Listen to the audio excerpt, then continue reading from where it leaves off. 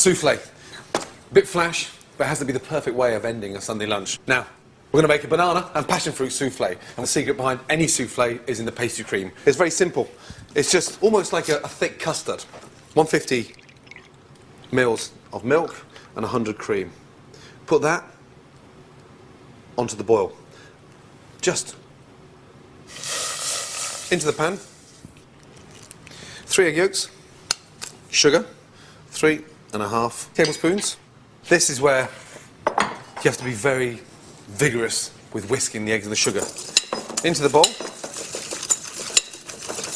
To thicken the pastry cream, we're going to use a tablespoon of flour and half a tablespoon of corn flour. And that gives it body in on top of the eggs and sugar. Again, whisk that in. This is the secret. You take your cream and your milk and you just put a splash in there. And then you mix that through. If I had to put all the cream and the milk in there, it'll go lumpy.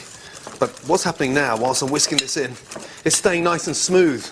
Then, get the rest of your cream and milk into there. Put the pan back on the heat. And look, this is what happens to all custards. What we do now is just cook it out. And just make sure we go in all the corners. Now look, a nice, thick, rich custard. Now the filling is passion fruit banana. Now, there you go. They look quite intimidating, don't they? They look like sort of unwanted kiwis, and they're wrinkled. That means they're nice and ripe. If you're not too sure of the wrinkles, take a close look. That's certainly ripe. Get the passion fruit and just cut them in half. And then we're going to put them through a sieve and get all that juice off the seed. The smell and the aroma coming off this passion fruit is amazing. And look, got this amazing passion fruit juice. And that is stunning. Okay, our bananas. Again, try to use really sort of nice and ripe bananas because obviously the intensity of flavour is far better. Some fresh lemon juice in there. We're going to blend it now and just put them into the liquidizer. And just blend.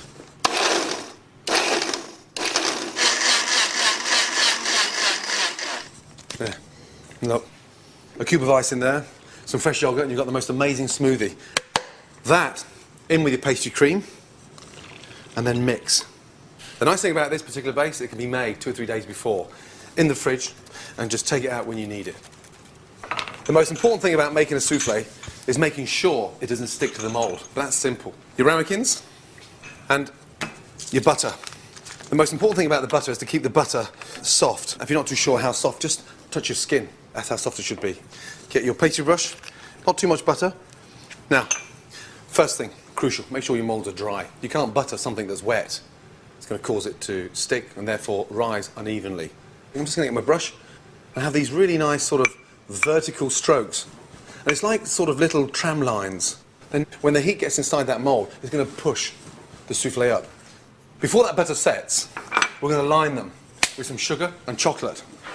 Some of the kids like the chocolate ones. Some of them like them sugar.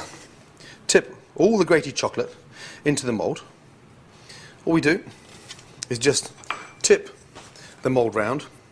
And what it does, because the butter's still slightly wet, look, it lines the inside of the souffle.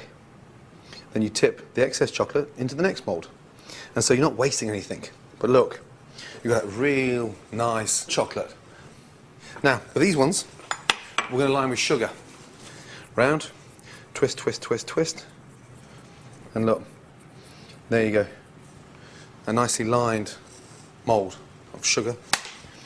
Just to get them really nice and set, stick them in the fridge for 5 minutes so that butter solidifies. Okay. Now, the final part, the egg white. Egg white's in. I'm just going to get a little drop of lemon juice just to strengthen the egg white. And it makes it nice and vibrant white as well. So it keeps the colour in there. Mix it down and then on full straight away. Now, 50 grams of sugar. Basically 3.5 tablespoons of sugar. But don't add them at the same time. Sprinkle.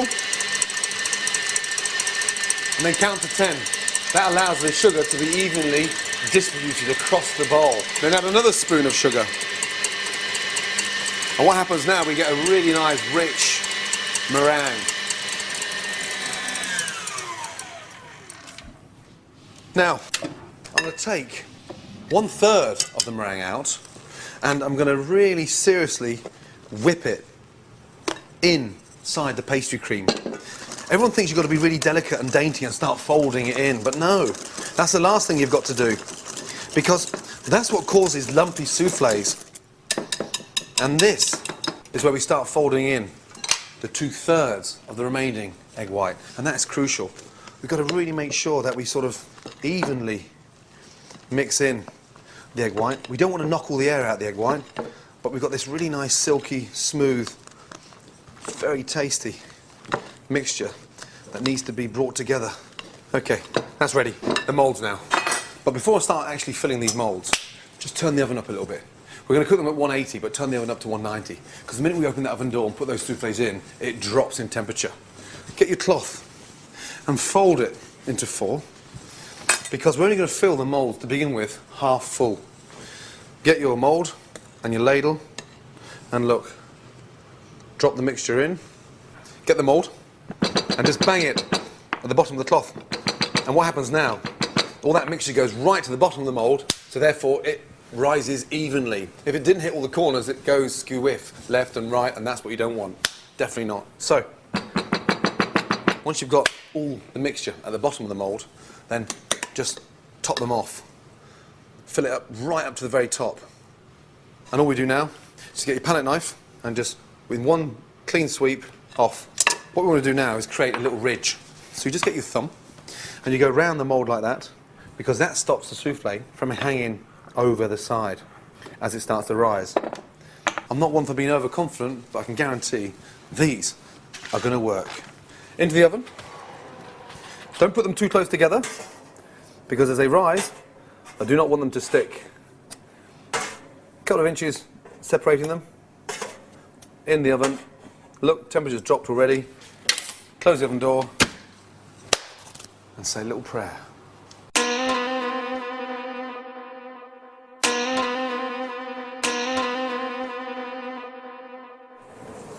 Wow.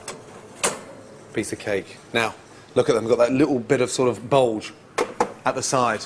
That's called a love handle, and that's a perfect sign of a soufflé. And very quickly, just a tablespoon of icing sugar, and just tap nicely over each soufflé, and then straight to the table. There you have the perfect love handle soufflé.